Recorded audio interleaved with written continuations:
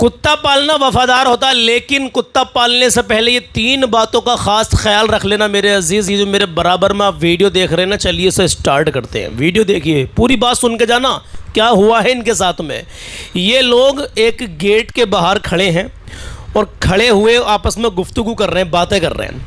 लेकिन जो लाल T shirt वाला बंदा जैसे ही ये गेट खोलेगा, भी देखते रहना आप क्या होता है इनके साथ में। और कुत्ता पालने से पहले 3 अहम बातें हैं, उनको समझ कर जाना, वीडियो को आगे शेयर करना सवाब की नियत से। न जाने किस किस के दिल में उतरेगी बात, न जाने कितने लोग बचेंगे। जैसे ही आदमी देखे गेट खोलता, कुत्ता बाहर निकल के आता। यहाँ से आगे मैं वीडियो ब्लर कर देता हूँ, यूट्यूब गाइडलाइंस के खिलाफ है। अब ये कुत्ता इन पर हमला कर देता है और ये लेडीज और ये आदमी दोनों पर, ये दोनों को ही काटता है। अब अगर आप गौर से आप देखेंगे, आपको थोड़ा बहुत दिखाई देगा। बहरहाल पहले लेडीज को झपटता है, आदमी बचाने की कोशिश करता है, मुकम्मल देख सकते हैं आप। ये लाल टी शर्ट वाला बस ये इसके हाथ पैर फूलने लगे। अब देखें आदमी पर इसने कुत्ते ने हमला कर दिया, लेडीज़ इसको मार रही है। अंदर से एक लेडीज़ और एक महिला निकल के आती है, बुजुर्ग, उसके हाथ में एक डंडी होती है लकड़ी, उसको कुत्ते को खूब मारती है वो, लेकिन वो कुत्ता हटने का नाम ही नहीं लेता। अपनी स्क्रीन पर आपको धुंधला करके दिखा रहा हूँ, लेकिन दिख रहा होगा मेरे अजीज़। असल में क्या हुआ, जब ये लाल टी शर्ट वाला अंदर इसने गेट खोला था तो इसको पता नहीं था कि कुत्ता घात लगाकर बाहर अंदर बैठा है और जैसे ही गेट खोलूंगा वो हमला कर देगा। ये सब इसको मार रहे, कोई वाइफर से, कोई लकड़ी से। एक इधर सरदार जी और आते हैं, सरदार जी ने पहला वाइफर जब इसके मारेंगे तो वाइफर टूट जाएगा। उसके बाद में जो लकड़ी बची वाइफर की, उससे सरदार जी ने काफ़ी इसको मारा। तो अभी आप देख सकते हैं कुत्ता बराबर हमले कर रहा है, और वो दोनों जो हस्बैंड वाइफ है वो कुत्ता बराबर उन पर हमले कर रहा है। बहुत मशक्क़तों के बाद में इस कुत्ते को इन्होंने जो है छुटा दिया और कुत्ता अंदर चला गया। इससे हमें क्या सबक मिलता है? सबसे पहली बात तो मैं ये कहूँगा आपसे, आप किसी सोसाइटी में जा रहे हैं, आप किसी गली मोहल्ले में जा रहे हैं, अगर आपको पहले से पता है कि यहाँ पर कुत्ते रहते हैं तो आपके हाथ में कोई छड़ी वगैरह होनी चाहिए। दूसरी बात, दूसरा नंबर सुनिए, जो कुत्ते पालते हैं अपने घर में, उनको ये होना चाहिए, अगर आपके घर कोई मेहमान आ रहा है, अगर आपके घर में कोई ऐसा आदमी आ रहा है, अनजान आदमी, अगर कुत्ता आपके घर में पल रहा है तो उस कुत्ते पर आपकी नजर रहनी चाहिए, कहीं ये इस पर हमला ना कर दे। ऐसे कुत्ते पालने से क्या फायदा मेरे अजीज, जो दूसरों को नुकसान पहुंचाएं।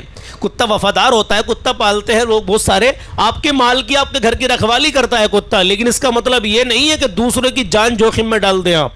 तो दूसरी बात यह है कि आपको अपने कुत्ते का मुकम्मल ख्याल रखना अगर आपके घर में कुत्ता पलता है। कुत्ता पालने के बारे में इस्लाम क्या कहता है मेरे अजीज? कुत्ते की जो लार होती है ना, ये अगर ये किसी मोमिन के घर में गिर जाए, जहां भी गिर जाए, तो वो जगह नापाक हो जाती है। इस्लाम के हिसाब से मैं आपको बता रहा हूं मेरे अजीज। तो जो मुसलमान कुत्ता पालते हैं वो ज्यादातर अपने घरों से बाहर ही पालते हैं। तीसरी अहम बात और सुन के जाइएगा, तीसरी बात यह है, मैं आपको भी कलाम भी सुनाऊंगा और आपको अल्लाह के नबी सल्लल्लाहु अलैहि वसल्लम का फरमान भी सुनाऊंगा। इस पैगाम से न जाने कितने लोग अमल करेंगे, होशियार रहेंगे, तो इसलिए सवाब की नियत से वीडियो को आगे आप शेयर कर सकते हैं। और तीसरी और आखिरी बात सुन के जाइए मेरे अजीज, कुत्ता अगर आपको देख के भौंक रहा है, आपको लग रहा है ये काट लेगा, जल्दी से आपको एक दुआ पढ़नी है। अगर आप एक मोमिन हैं, जल्दी से आपको एक दुआ पढ़नी है और अपनी सीधे हाथ की हथेली पे फूंक मार करके उसको मुट्ठी मींच लेनी है, खूब कस करके मुट्ठी मींच लेनी है और वहाँ से निकल जाना है इंशाअल्लाह ताला। दुआ कौन सी है? चलिए सुन लीजिए, दुआ सुनवाते हैं आपको। अगर आपके समझ में एक बार ना आए तो दोबारा रिपीट करके सुन लीजिएगा। जब आप तन्हा किसी गली से गुजर रहे होते हैं, अगर कोई कुत्ता गली में होता है, वो भौंकना शुरू कर देता है। डर होता है, खौफ होता है कि कुत्ता कहीं काट ना ले, तो मैं आपको एक दुआ बताता हूँ, इंशाअल्लाह कुत्ता वो आपको नहीं काटेगा और भौंकना भी बंद कर देगा। दुआ है वकल्बुहुम बासितुन ज़िराइहि बिलवसीत। ये दुआ पढ़ें और सीधे हाथ की हथेली पर दम करें और बंद कर लें। जितनी ज़ोर से बंद करेंगे इंशाअल्लाह उसके जबड़े बंद हो जाएंगे। जब दूर निकल जाएं तब आप मुट्ठी को खोल दें, इंशाअल्लाह आप महफूज रहेंगे। देखिए, कोई भी आयत है, हमारा यकीन, हमारा अकीदा मजबूत होना चाहिए कलामुल्लाह की तरफ से मेरे अजीज़। हमारा अकीदा मजबूत होगा, अल्हम्द शरीफ पढ़ करके किसी पानी पे दम करके किसी मरीज़ को पिला देते हैं, इंशाअल्लाह उसको शिफा मिलती है। लेकिन हमारा यकीन कामिल होना चाहिए मेरे अजीज़, हमारा ईमान मजबूत होना चाहिए, इंशाअल्लाह शिफा मिलती है। ऐसे ही जो आयत हज़रत ने बताई है, इसको दोबारा सुन लीजिएगा, कहीं ऐसा आपके सामने मामला आ जाए, इसको पढ़ लीजिएगा, इंशाअल्लाह ताला महफूज रहेंगे। अभी रुकिए, मेरे प्यारे आका करीम सल्लल्लाहु ताला अलैहि वसल्लम का फरमान सुनिए।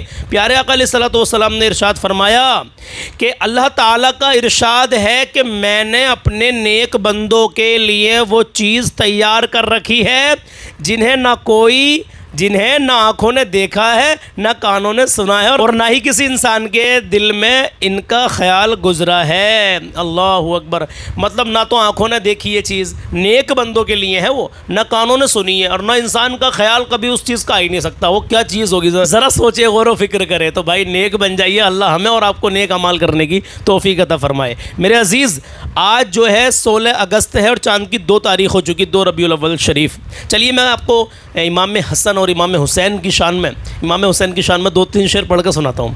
सुनिएगा, ईमान ताज़ा हो जाएगा। अगर मोहब्बत से कहें या हुसैन, सुनिए मनक़बत इमाम हुसैन। माँ बाप की इज़्ज़त करें, कभी किसी का दिल ना दुखाएं, अपना हुस्न अखलाक अच्छा बना कर रखें, अपने अंदर आजिज़ी पैदा करें। इंशाल्लाह कारोबार में बरकतें रहेंगी। नमाज़ों की पाबंदी करें, इंशाल्लाह परेशानियों से महफूज रहेंगे। हर हाल में अल्लाह का शुक्र अदा करें कि अल्लाह तू जिस हाल में रख के तेरा शुक्र है। आप कितनी भी इबादत कर रहे हो, कितनी भी इबादत कर रहे हो, फिर भी परेशान हो तो अल्लाह का शुक्र अदा करते रहें। या अल्लाह तू जिस हाल में रखे मौला तेरा शुक्र है। लेकिन सब्र करें और शुक्र भी करें मेरे अजीज़। आइए कलाम सुन लीजिए और अपना ईमान ताज़ा कर लीजिए। चलिए शुरू करते हैं। नवासा हो पैगंबर का मुझे शबीर कहते हैं। मेरी माँ फातिमा ज़हरा, मेरी माँ फातिमा ज़हरा मुझे शबीर कहते हैं। वो घर जिसमें इजाज़त लेके आते बुलबुले सिदरा, वो घर जिसमें इजाज़त लेके आते बुलबुले सिदरा, उसी घर का हूँ परवरदार, उसी घर का हूँ परवरदार मुझे शबीर कहते हैं। नवासा हो पैगंबर का मुझे शबीर कहते हैं। हसन मेरे बड़े भाई तो ज़ैनब है बहन मेरी, हसन मेरी बड़े भाई तो ज़ैनब है बहन मेरी। मेरे बाबा अली मौला मुझे शबीर कहते हैं। मेरे बाबा अली मौला मुझे शबीर कहते हैं। चचा है मेरे वालिद के जनाब सैयदुश्शुहदा, चचा है मेरे वालिद के जनाब सैयदुश्शुहदा, भतीजा हूँ मैं जाफर का मुझे शबीर कहते हैं। भतीजा हूँ मैं जाफर का मुझे शबीर कहते हैं। नबी नाना अली बाबा हसन भाई तो माँ ज़हरा,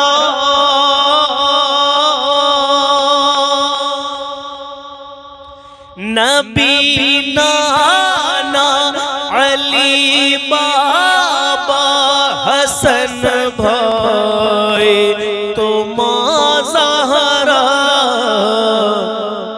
है। किसका खानदान ऐसा है, किसका खानदान ऐसा मुझे शबीर कहते हैं। किसका खानदान ऐसा मुझे शबीर कहते हैं।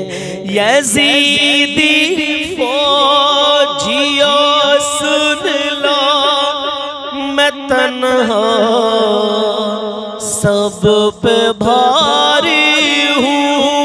यज़ीदी फौजिया सुन लो, मैं तन्हा सब पे भारी हूँ। अली हैदर जी हाँ इसलिए भारी है सब पे मेरे आका इमाम हुसैन। यज़ीदी फौजिया सुन लो, मैं तन्हा सब पे भारी हूँ।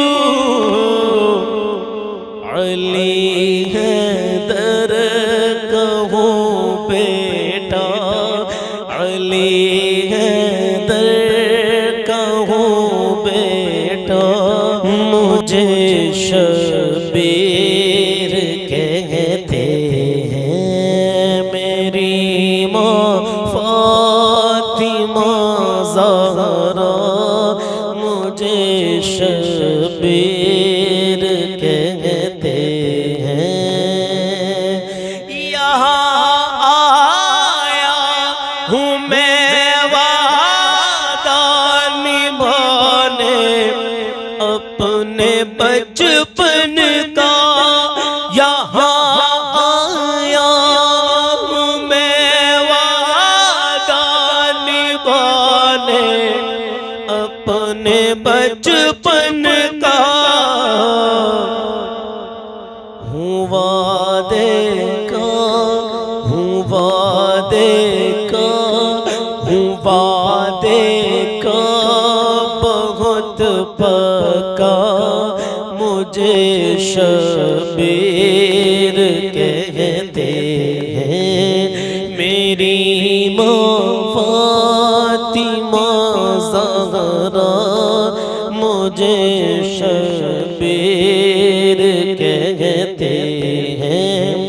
कटाना सर लुटाना घर गवारा है मुझे, लेकिन कटाना सर लुटाना घर गवारा है मुझे, लेकिन नहीं मैं हाथ दे सकता, नहीं मैं हाथ दे सकता, मुझे शबीर कहते हैं। मेरी माँ फातिमा ज़हरा मुझे शबीर कहते हैं। मक्ता सुना मन कबत कासिम की जिसका पहला मिसरा है।